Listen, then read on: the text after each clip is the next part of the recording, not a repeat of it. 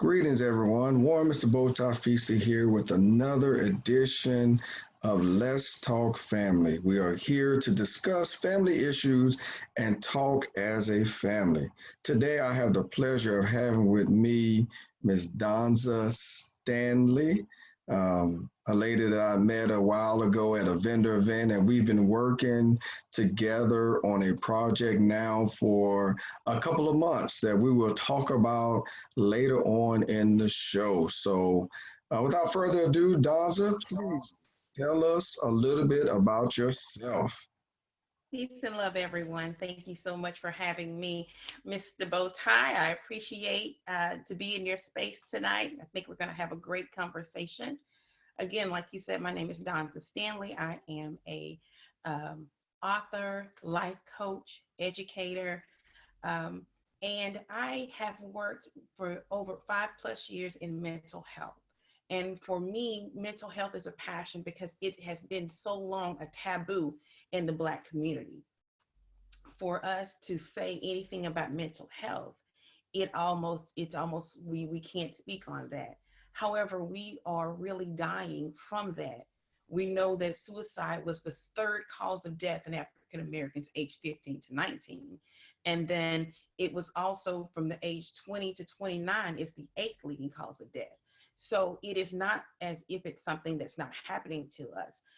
We are taking our lives and we're not talking about it. These things in mental health, a lot of people have no idea what mental health is. We just think that it means having a bad day.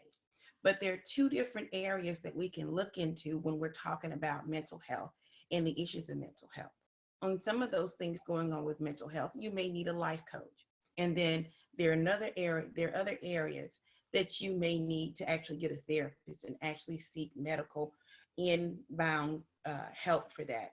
And so I think we're going to delve into a little bit of that tonight, and more importantly, how it affects the Black community and how we as African Americans or Black Americans are dealing with these issues that we are facing today in mental health. So I'm glad to be with you guys tonight. I think we're going to have some great conversations. So let's say, Mr. Bowtie, let's get into it. Yes, I am super excited about what we're going to talk about. I think, like you said, when it comes to especially our community, African American community, we don't talk enough and we don't talk that much about mental health. So this is one of the reasons why I do this show. And I'm gonna be honest, had it not been for me and being deployed and coming back and having PTSD, I would still probably be in that mindset Right. about mental health.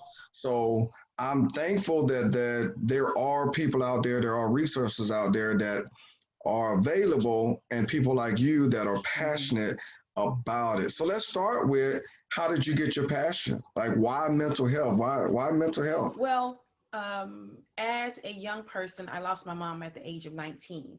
When she became ill, I came back from college to take care of her, and I was there with her until she transitioned. I didn't really have time to go through to seek any mental health because I was rearing my three sisters, and my father was going through what he was going through. So I didn't really have time to take a moment to say, hey, listen, these are the things that are going on with me. I just kept moving. And through that, me just dealing with it and, crying in my pillow and then getting up the next day and going on and doing what I have to, I didn't realize that I was having some mental issues. So as I aged, whatever process I was dealing with, I just deal with it. That was my process of dealing with whatever it was. And many of us have those. It was not until I was older and I was seeing patterns in my life that were causing destruction, heartache, and I found myself 40 years old on my sister's couch, broke, busted, and disgusted. Had to ask myself, what in the world is going on? What is happening? Why do I only reach a certain level of success and then I plummet back down? What's causing this cycle of failure and this cycle of depression? What's going on with that? And so I invested in myself and started asking those questions to someone else outside of my family, outside of my friends, outside of the space that I considered to be comfortable because I needed someone to answer the uncomfortable questions. And so because I got a Right. life coach, she was able to let me know that I had to go through the stages of anger and the stages of grief, just because of the losses that I had. And then I was a self-sabotager. That's why I could never reach higher than a level of success. I didn't see myself as deserving that because of the cycles of anger and the cycle of self-sabotage. So because of that, What I was is able self? to really, I'm sorry. What is self-sabotage? Help us out with that before you go any further. Self-sabotage is that on a unconscious level, you really don't feel that you deserve to be in this place. You deserve to be at where you are. You wear a mask. Many of us are chameleons, and I talk about that a lot in the journal. When my journals from Kings and Queens, I talk about that a lot, of living a life of a chameleon. We become whatever we think what success looks like for other people, and we really don't go through the full process of getting it, which subconsciously or unconsciously we really don't feel that we deserve certain things. So once we get to a certain level, we can't seem to get over that. If we can't, we always do good in making a certain amount of money, and then we go back down. We always do good for a certain amount of time in a relationship, and then we plunge back down. Same with the friendship, and we plunge back down. We start falling the same cycles. Telling the exact same story. We're repeating the same story over and over again. The same people, it's different people. We have different players, but the same stories going over and over and over again. So we're sabotaging ourselves. Most of the times it's unconsciously. We don't know we're doing it. That's why it's always good to have someone from the outside of our little circle to be able to review that and say, see, this is when you get to this point, this is what you're doing. You're doing things unconsciously to rip apart everything successfully. So for example, if you have someone who has don't really know how to be in a relationship, they'll do things to pick a fight. They don't realize that they're doing it, and before you know it, that person that they're in a relationship with, that they had really they were planning to marry, now the relationship is over, and it ended the same way that every relationship ends, and they think that it's the person. But you're attracting the same kind of people, and your behavior is the same. That's self-sabotage. That's self-sabotage. Awesome. All right. We didn't talk about self-sabotage before this, but that's such a very interesting subject and interesting aspect of our lives. And to understand that you're self-sabotaging, I guess I'm not going to get that word out right. Self-sabotage. That word to yourself, then, okay, well, let me ask you this. Because how long did it take you to realize that you were self-sabotaging yourself? I think I said it right that time. You did. It wasn't, I didn't go into the situation knowing of self-sabotage. I went into this situation, went to a life coach, because I knew that I had unresolved issues with my parents' death. I didn't realize it was self-sabotage. And my love circle, or the people who were in my love circle, loved me too much to say that. You know what I'm saying? Right. So they didn't love me, and they loved me so much, or they didn't see it themselves. It had just become my characteristic. It was not until I had someone from the outside to look in and be able to give me the truth. So I didn't know I was self-sabotaging. Now that I know what it looks like, and I can tell people now, I need you to sit down and write down about your job and the amount of money you made for the last 5 years. When you lost your last job, how much money were you making? When you get your tax refund, what do you do with it? Do you invest it? Do you go to the store and spend money? Those are things that you can start looking at the little things that causes you. Just Pete and repeat. We're on a boat. Pete fell off. Who's on? Who's left?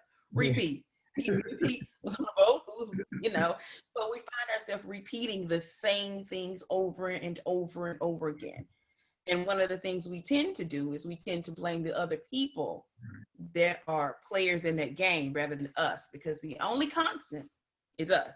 The only constant that been there with me since my mom transitioned, my father transitioned, has been me. So if I've found myself broke, I've been the only constant that's there. I've been the only continuous member of this game of life. I've been there. So I have to start looking at the person who's always there and not the players who come and go. Right. So One of the African proverbs that I love saying, and I say it even more now, is it takes a village to raise a child. mm-hmm. And when I was younger and I heard that, I only looked at it from the aspect of raising a child. But as I've gotten older, I've looked at it in so many different areas of our life. Like what you were saying when you were realizing that you were self-sabotaging yourself. All right, I did it.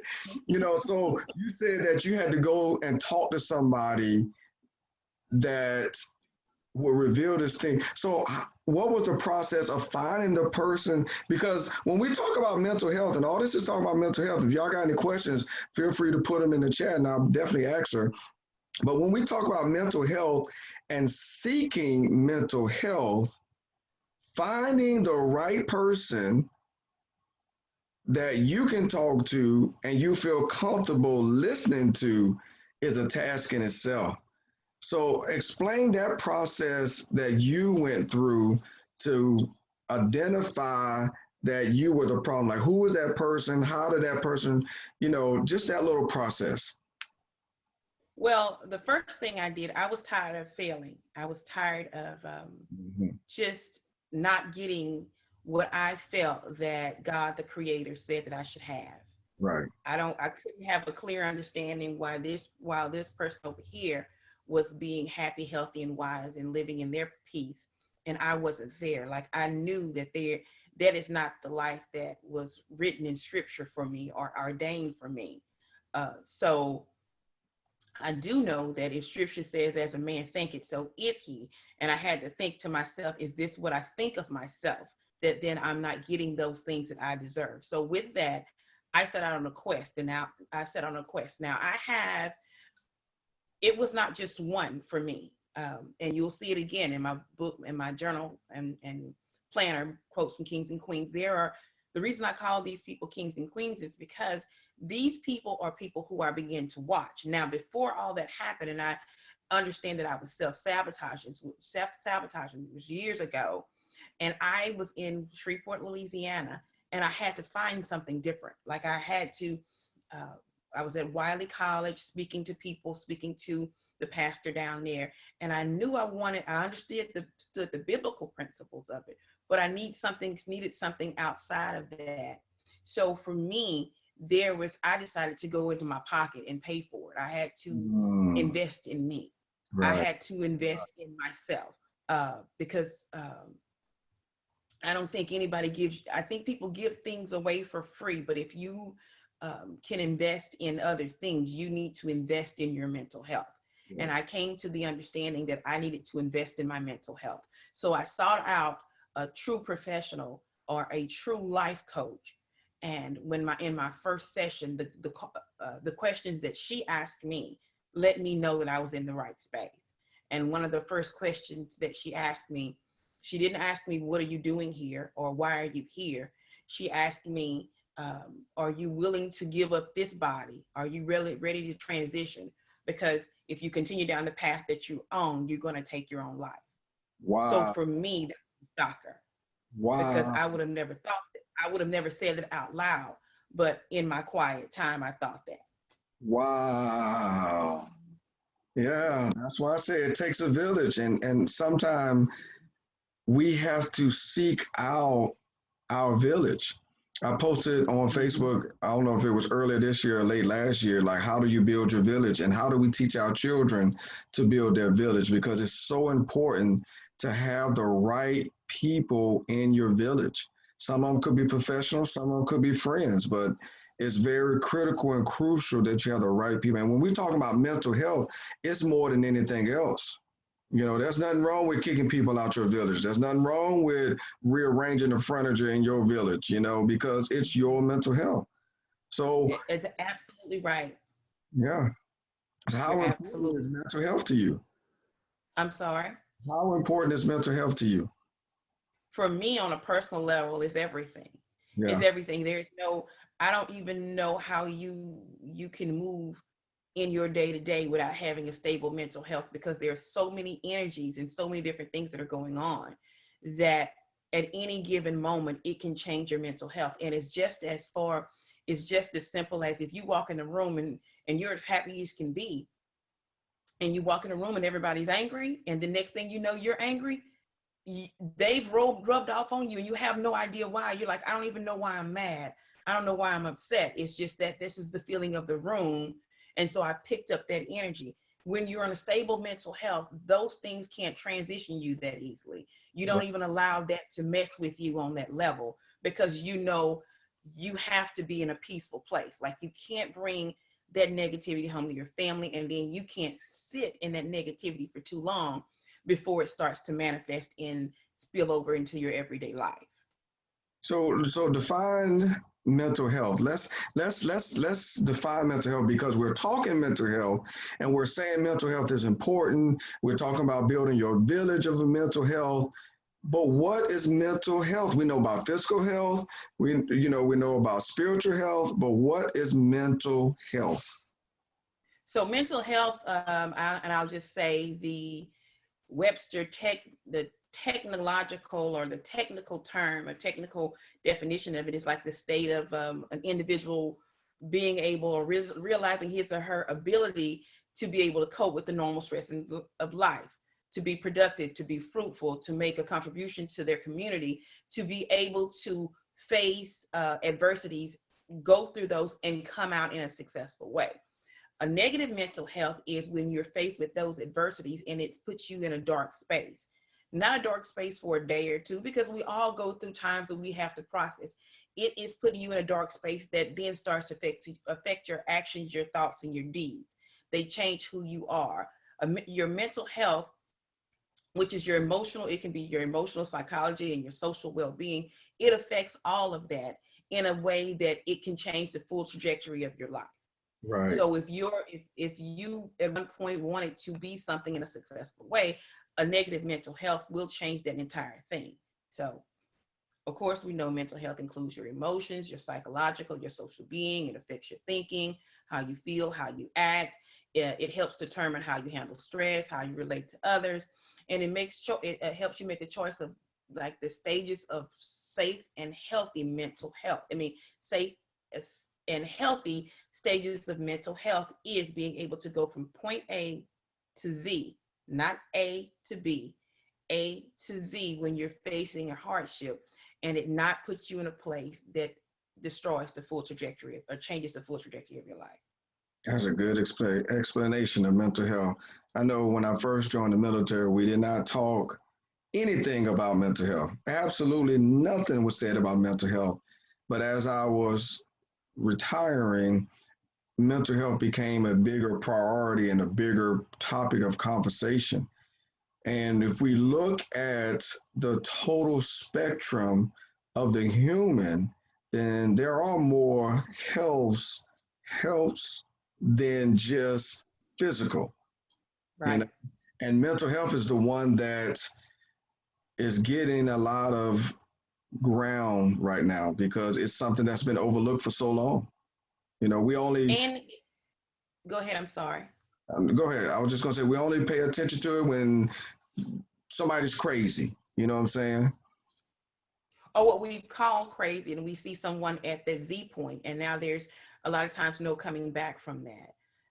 But what we have learned in the mental health realm, and I as a life coach has learned that if I can put certain things in there, if we can give you these certain keys and these certain tools as you're moving through disappointment, grief, sadness, changes in life, and you're able to apply those as you're going through these changes, then you are better equipped to, come back from a negative impact on your life if you have those things. When you don't have those tools and you don't understand how these things affect you, or we bury them, what happens is they resurface, and before you know it, they're affecting everything we do in our lives. You Yeah. have men now who were reared by their mother, And because their mother was so strict, or she worked all the time and he received no true love from her, he thought he wasn't receiving love from her in her way. She was giving love because she worked and she paid the bills and she made sure food was in the refrigerator. He doesn't feel he received love because she was gone all the time, or she just paid the bills and she wasn't there. He Right. starts looking for love that doesn't look like his mother, or that doesn't sound like anybody who says anything that reminds him of her. He doesn't want that because that's not what love. He in his mind, that wasn't what love was. So if he had had the tools, or she had had the tools of reminding him or saying certain things, hey son, I love you, hey listen, these are the things, this is what mom's doing today, but I'm going to do this, that instead, those key things as we're moving through the transgressions of life help to instill positive mental health. If we never tell our children that they're amazing, you can do this, I think, you're a great person, you that was a bad choice, and we actually have conversations with them, we can instill positive mental health, but we can't give what we don't have. So hopefully I know that mental health has become a big thing now. So now we're actually giving our children what mental health looks like. So I'm gonna Giving them what health feels like. I'm going to ask a very easy question. This question's not to trick you. It may seem like it, but this question is not to trick you. It's a very easy question. Who's responsible for your mental health? As a child, Period. your village. Well, it's stages. Everything goes through stages. So as a child, your village. And when you get to an adult, if you don't have it, you start then have to recognize you have to take a self-assessment. I believe in self-assessments every 6 months. I think that that's something that everyone should do. I don't care how old you are. Everyone should be doing a self-assessment every 6 months. And this is a perfect time that each of us should be doing it. As we train, come through December, each of us should be looking at the things that we were able to accomplish, the relationships that dissolve, the relationships that we gained, how we handle some of the best situations during the year, how we handle some of the worst situations during the year. And then it tells us where we are as far as our mental health, because everything goes back to our mental health. Right. So as an adult, that's our responsibility. So as we're doing this self-assessment and we are reevaluating and looking at the loss and the gains, what warning signs, or are there warning signs that we should pay attention to that tell us that we might need to seek some additional help, even if it's professional help? If you're being honest with yourself and your failures are more than your successes, and not just I didn't make it to an event I wanted to go to, or I didn't make it to a party I wanted to go to. No, true failures, like if you lost your job because you're always late, it's not the boss's it's not the company, right? Not the person who hated you at the company, you were late. So you have to be honest with yourself that you lost your job because you were late. Well, why were you late? Those are questions. There's a true self-assessment that each of us have to do with each other, for ourselves. And I think that's one of the hardest things to do, because this is something that my mom taught me, God rest her soul, a long time ago. She says, we judge other people harder than we judge ourselves. Yes. And I didn't understand that. I just didn't have an understanding of that, because I'm like, no, because I'm hard on myself. And she says, no, we judge other people a lot harder than we judge ourselves, because if someone else does something to us, they're the worst person. We don't want them in our space. How dare they speak to me like that? They're the devil, da da da. But if we do something, we know why we did it. And so then we're saying, well, I did that because, and we make it all right too. Right. So having a true self-assessment every 6 months allows you to know that if you're on the positive mental health track or if you're not. That honesty piece, see, I'm readjusting myself, right? That honesty piece is by far, in my opinion, the most valuable piece of mental health, because If you're not honest with yourself, then you will never get on the path of anything upward bound. You know what I'm saying? Because you will always justify, you will always reason, you will always blame someone else, you will always point fingers at someone else. That honesty piece, not only is it vital, it's probably the hardest stage. If we, You're not wrong, because it you have to take down that beautiful veil that we wear of self, and yes, you have to look at the raw, undigestible truth of who you are and the things that you've done. Now, once that happens, you may go through some stages of grief, because you've realized that the person who has let you down more than anybody else in the world, your dreams, the things you want to do, has been you. You yeah, know, who the person who's mismanaged your money the most has been you. right, And the person who has sabotaged everything that you wanted to do has been you. And a lot of, once you have that realization, once you have that realization, it's hard to swallow sometimes. It really is, because I did it myself. I've done it. But then what it does free you up. There's a freeing after you go through your stages of grief, because you do go through your anger, you go through all this different stuff and you make excuses. Once you go through that, then you come out on the other side and you say, well, you know what? I'm going to do better for me, right, because not because anybody else says so, it's because I deserve better. I deserve to treat myself better than what I'm treating myself. yeah. And if nobody, I can't expect anybody else to respect what I say and respect what I do if I can't hold myself accountable to respecting what I say and respecting what I do. So, you know, Out of all the songs that Michael Jackson wrote, performed, and sung, the one that has been the truest has been I'm starting with the man in the mirror. I'm asking him to change his ways. You yeah. know what I'm saying? So yeah, that honesty piece is a beast. So tell me about you and I talked about your mental health experience. Tell us about that As far as on a personal level, or for as me working. on a professional level, your work. Again, I was really, really blessed. I think that once you start asking those questions, certain things open up for you in the world and the universe. And so I was blessed to be able to find a group in Louisiana for me to be able to start working at it and then delving into it after I had gone through my own counseling, after I'd gotten my own life coach. And so once I was able to then start working with actual people to start helping them through the process, and it actually helped me understand the process even better. So I transitioned from that to being a life coach, because I did like the medical piece, but I also like being able to sit down and get to the nitty gritty with people.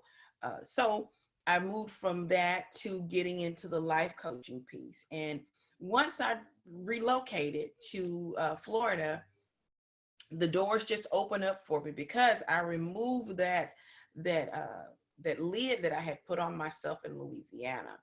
And so there I worked with families who dealt with loss, uh, people who had been abused, and all of those things just open up my eyes to things that can happen in people's lives, and those things that can hinder people from being able to find their peace. And one of the things that hit me in the face is one young lady I had. She was being molested by her grandfather, Wow. and then I asked myself, universe, God, how do I help this young lady find peace? Like, how do you get this young lady from where she is now to ensure that her life is not being destroyed? And so that is the moment that I start implementing journaling more so, because I've always written, but she and I started journaling, and she was able to get a lot of things out, and we went through journal burning and different things like that. And so a form of release. And so there are different things that work with different people. But for me, the journaling process started, actually, I started writing before her. I started writing my feelings and emotions down. But the true steps of journaling came about with that young lady. And Mm. then once I moved to Florida, as I was waiting for my teaching credentials to come through, I was working down in the prison down in Milton. Now, I had to ask myself, God, what am I doing down here with these grown men in this room, teaching them this process? Like, I had no idea why I was at that moment in that space. And it was an amazing experience for me because I was teaching these young men how to, the stages of anger. I'm hearing their stories, and they're actually getting something from me. And then we started a process of journaling down there as well, and just really getting them to remove some of those burdens that they had on them. One man wrote a letter to his mother. He was journaling, and every journal entry was to his mom, because Right. he had been in prison for 30 years, and he felt that he had let her down, and was contemplating taking his life. And so Wow. he wanted to go through the final stages of getting some things out to his mother. So it was, those things have played significant roles for me in journaling and actually speaking to people. And then of course I've worked for FEMA for almost no over 6 years now.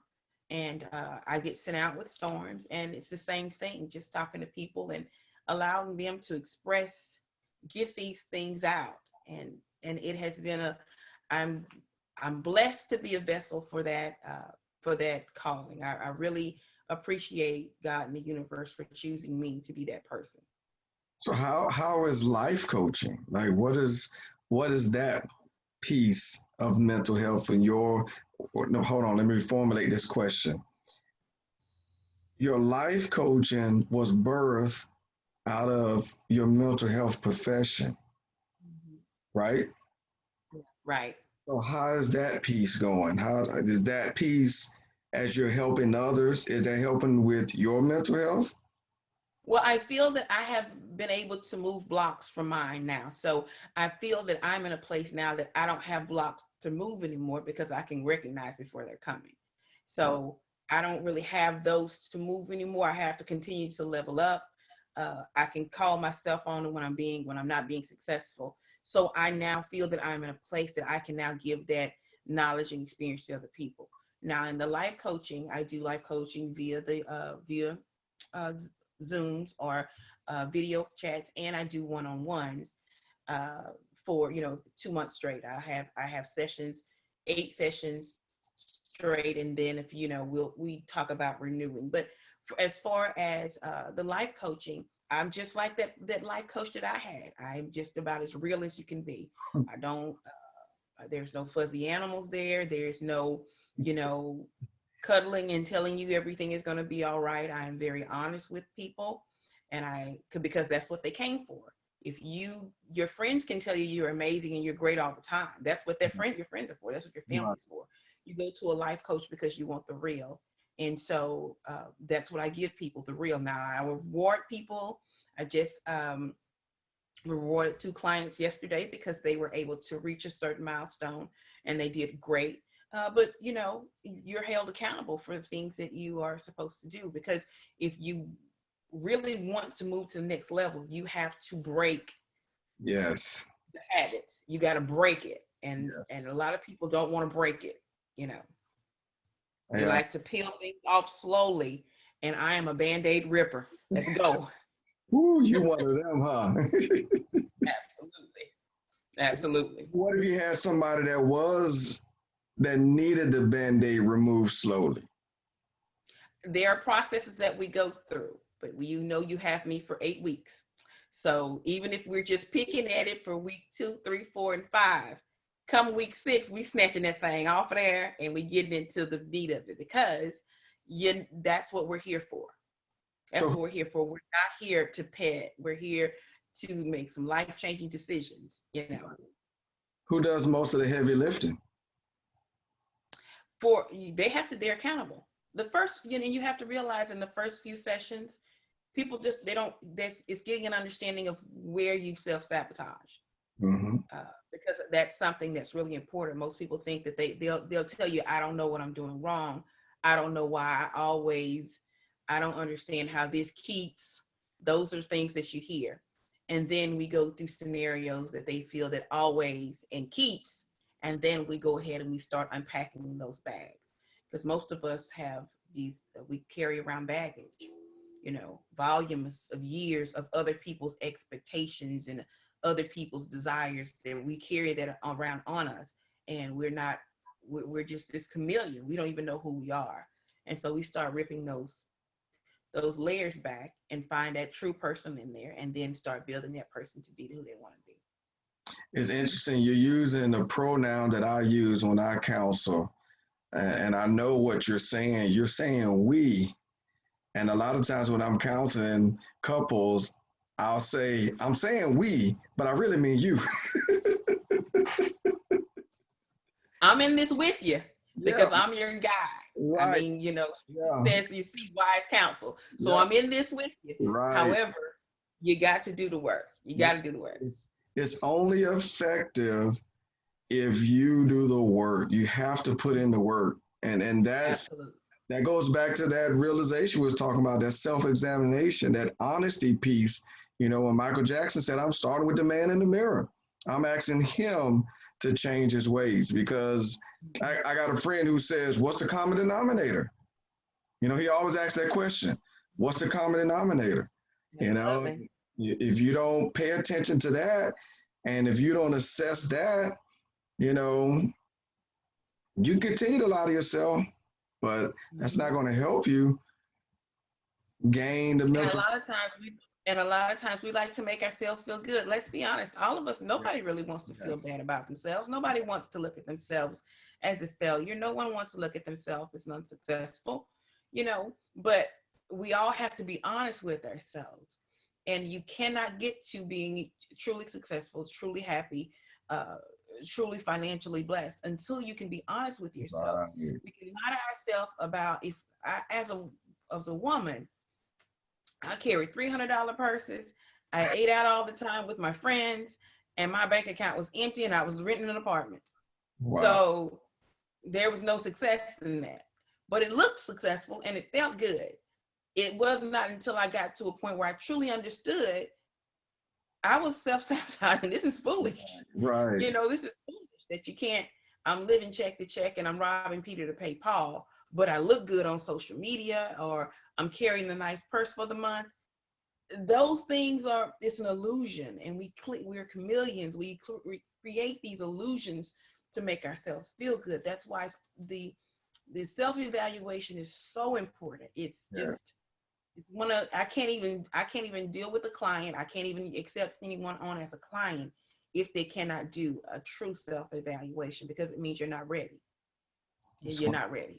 just want you to know you got people commenting, saying some good stuff about what you're saying. The last comment said that was good. That was good. I don't think we talk enough about mental health. I think it's something that we do need to talk more of. And I'm not talking about in a formal setting like what we're doing right now. I mean, in a personal setting, you know, with your children, with your spouse, with your friends. You know, I have my best friend who, when I say I have an honest broker, that is Mm-hmm. exactly one of the reasons why he's my best friend. If I call him up and I did wrong, as I'm telling the story, he telling me, well, you know what you did wrong in the story. And then if you don't know, let me tell you what you did wrong in the story. And so that Everybody needs that in their lives then. what's that movie? Yes, Man, where everybody agree. No, don't. I need, even when I was a leader, I always looked for that person that disagreed with me to work directly up under me, you know, because I Mhm. needed that piece, to that balance. You know, when you get to a certain point in leadership, everybody feels like they have to agree with you, and that starts swelling your head up. So every now and then I look for that person that's going to be like, that's about the stupidest thing I heard. Right, right. And you have to put yourself in a circle where people your circle, you'll always have people in your circle who remain there. That goes without saying. That need be, because you need a strong base.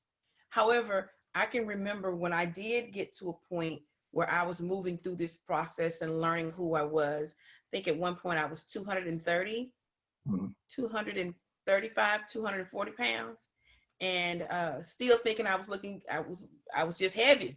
And nobody said, D, you getting fat. Like, nobody would say it. Nobody said it. But what I did find is I started putting myself around people. Bishop Larry Brandon, who's also my frat brother, you know, he would say positive, he would say certain things, and he would give me some strong, you know, that's not good, or, you know, that's good. So different things, different conversations that I would have with these people who then I considered to be kings and queens.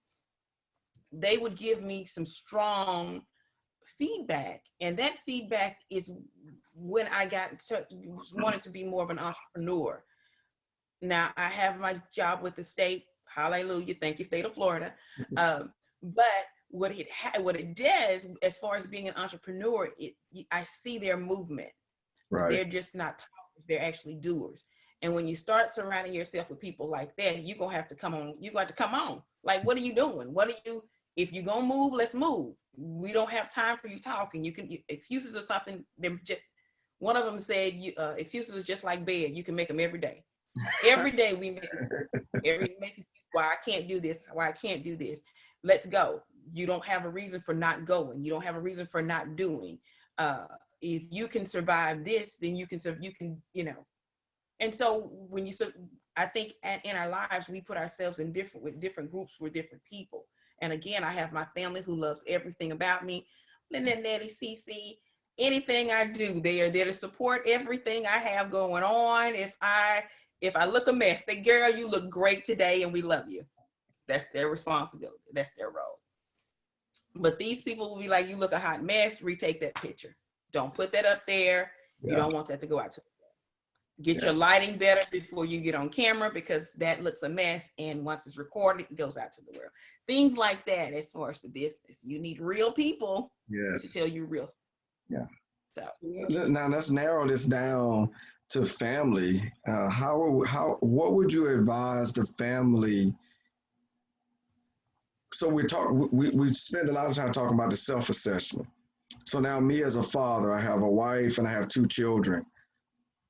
How do I assess my children's mental health, my wife's mental health? Is that my responsibility? And if so, you know, how does that piece work? First, I'll say this: an empty pot can't water anything.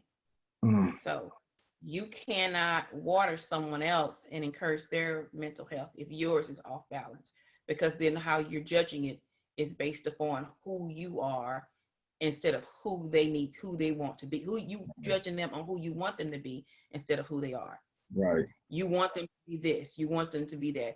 And even though she's your wife, she's a woman on her own. And that's her mental health and things that she's dealing with that some may have to do with you. Others, she may go through an entire world of things that don't have anything to do with you. As a mother, as your children being in a certain place without you, your career, have I accomplished the things I want to accomplish? I'm aging a little bit. How do I feel about that? So her mental health is hers. And so she can't really water her children or you unless hers is stable. The same thing with you as a father, as a man. Have you accomplished the things you want to accomplish? Do you feel you were successful as a husband, as a father?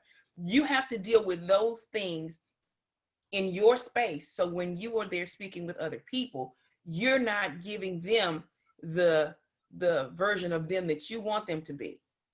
Once you've gotten your mental health where it needs to be, then you can encourage her. And then you're able to say, well, I support you in these things that you want. Or if you had a bad day, I'm listening, and I don't have to give my interpretation of how you should have handled something. That's how you know that you're in a place that you're in positive mental health. If someone tells you, today was an awful day, the lady said something to me and I popped back off at her. And if you want to turn around and say, well, what you should have done, you're not ready. Right. Because that's not, they're telling you that. They're telling you that to be able to talk. Life coach, they're talking, they're getting that out. the question that you would ask them is, how does that make you feel? You know, why do you feel you did that? Why do you feel you handled it that way? How are you feeling now that the situation is over? If you ran into that again, do you think you handle it the same way? Why do you feel that person has so much power over you that would drive you to anger? Things like that. Those are the questions that, as a father and a husband, you would ask. We don't give scenarios of what we think that they should have done in that situation that we weren't there for, because then that tells you that you are not ready to give them the advice because you're still dealing with self rather Right. than dealing with them. Hmm. Does that make sense? Makes a lot of sense. You got to start with self first. Yeah, So you got to. what Yeah. about with everything going on in 2020? Like, what is your take, your view on mental health with every? I mean, I think I'm gonna do a post and just ask, like, can we identify everything that has happened this year? I really believe that 2020 is going to be a course within itself. At some level, at some school, because of everything that happened. So, what is your take on mental health in 2020? One, as an educator, I believe that 2020 is a year that will go down in history. It's definitely going down in history. And so even us as educators, I have even written small journals about being like a pioneer, because we were one of the first schools to go back. And so we're on a mental level, mental health, when we have children who were fighting a pandemic that's affecting the entire world. Everybody, we have children in our classroom, 15, 20 children with masks on, and we're trying to educate. In the back of our mind, we're wondering how many people in this room have the infection. Wow. So that in itself is mental health, and you're dealing with that as we move on, in itself. However, I think that 2020, uh, everything has a yin and a yang, and everything has a positive and negative. And as far as on a positive level, it has made us more aware that mental health is there. Right. Black people have issues as Yes. far as mental health, and we need to get that addressed. Yeah. It's not a figment of our imagination. It doesn't cause you to be weak. It means that I need to get a life coach and invest my 2 months into myself, 60 days into getting my mental health from all the stuff that I've gone through together. Uh, I need that. Like I need to be able to get this out and have someone tell me the steps I need to go through to get to the other side of this. That's just the second thing. Yeah. And then uh, finally, as far as 2020 on a Black American, as a Black American, I think that it has been a year of an awakening for us, because we had to get to a point where we see that we are an amazing people, but there are some things that we have work to do. We still have work to do, Yes. and we got to get it done. I think that's for me. Those are those are the three things that have been the most important for 2020. That has been great, because it's so true. 2020 has revealed a lot of our mental health issues. It has revealed the need for mental health. It Mm-hmm. has. And I still say 2020 is the year of vision. I just say I saw stuff that I didn't plan on seeing. You know what I'm saying? Like, 2020 will go down in history as the year, Right. like no other. So Yeah. I want to say this before I go ahead and let you do your closing remarks, and tell us about any specials that you have going on, especially this nice book that you have coming out. But I want to tell everybody that as you're listening, I hope you heard how very affirmative she was with herself. That, to me, is very important when we talk about mental health. That's that honesty piece. Now, you have to speak life to yourself first. And she was very affirm. You was very, my goodness, I was doing so good in saying these words. She was speaking very affirmative about herself. And that shows right there her mental state or where she is about herself. And the fact that she was able to tell her weight in front of everybody, That's some. It was 2:30 at one time. Now it's a lot better, but it was 2:30. I was a big old girl. I'm just trying to tell you. Oh man. Well, go ahead and take a few minutes and tell us about any upcoming events or specials that you have and um, that you want us to know about. Well, the one thing that I have all of my journals now. I have 4 journals on Amazon, and you can find them through Perfect Face of Peace. There's my store on Amazon. But I'm very excited to be coming out January the 5th with quotes from kings and queens. And this piece has been the people through my life who I consider kings and queens. Like, these people have been able to give me those quotes and those, I see their movement. I see that they're just not stagnant in their doing. These are the people, when I wake up in the morning, I don't just look at Twitter, Instagram. I see what they have going on. And a lot of times I'll get a text from some of them that says, okay, today you said you were going to such and such, or this is what I'm doing today. What you doing? So these things, these are the people who have moved me from that stagnant, not wanting to move forward in your business, to my business, to getting out there and getting it going now. And these queens, these kings, one young lady, she's actually over in Africa right now. She was so ready for the pandemic thing to be lifted so she can get right on back over there and start helping people again, because that's her passion. And so these people, in my opinion, have really been movers and shakers. So Quotes and Kings from Queens is in pre-order. I'll make sure that he has the link so you all can get to it. Go ahead and pre-order your package. It's a beautiful gift package. It's an entire year of a planner and journal, and it has quotes every month. You'll get a different quote in that book. It helps you, it asks you the hard questions, and it helps you to plan out and work for the coming year. So it's just not like the year before and the year before and the year before. You actually can transition, and like I said earlier, change the trajectory of your life. So that's one of the big things I have coming up. I don't do much on my YouTube channel, but I have promised in 2020 I am going to do better, because I spend so much time in teaching and life coaching and doing events that I don't do my channel as much. But I am going to do better with that. That is when I reviewed my year, I was a failure in that, so I'm going to do better with that. But please, go ahead and pre-order your Quotes from Kings and Queens. It'll be a great book for you. It'll be a great journal and great planner for you. And we also have sparked a partnership. Before we go there, the Quotes from Kings and Queens, how do we pre-order? Do we pre-order through Amazon? I'm going to give you the link. Go ahead and tell us. I'll make sure you have the link. Go ahead and say it while people are watching, because they may want. You can pre-order it from perfectplaceofpeace.com. You can find me on Perfect Place of Peace Twitter, Perfect Place of Peace Instagram, Perfect Place of Peace YouTube, and you can pre-order my book from perfectplaceofpeace.com. You can also get the Quotes from Kings and Queens from there, and some beautiful shirts that says Finding Your Perfect Place of Peace. Which I think is a great Christmas idea. If you're looking for something for people you love, you can just send them some beautiful Perfect Place of Peace shirts. Awesome.